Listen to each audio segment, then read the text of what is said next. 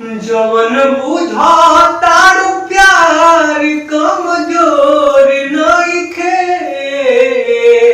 जवन बुझा तारू प्यार कमजोर नइखे। प्यार कर चाहे नहीं कौन जोर नइखे। प्यार कर चाहे नहीं कौन जोर नइखे।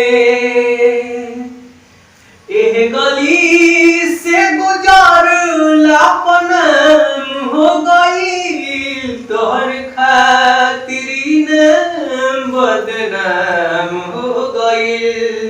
एह गली से गुजरला पनाम हो गई। तोहर खातिर नाम बदनाम हो गई। तोहर खातिर नाम बदनाम हो गई। हमारा दिलावा के कौनो कसूर नइखे।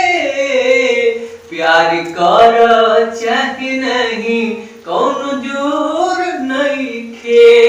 प्यार कर चाहे नहीं कौनो जोर नइखे।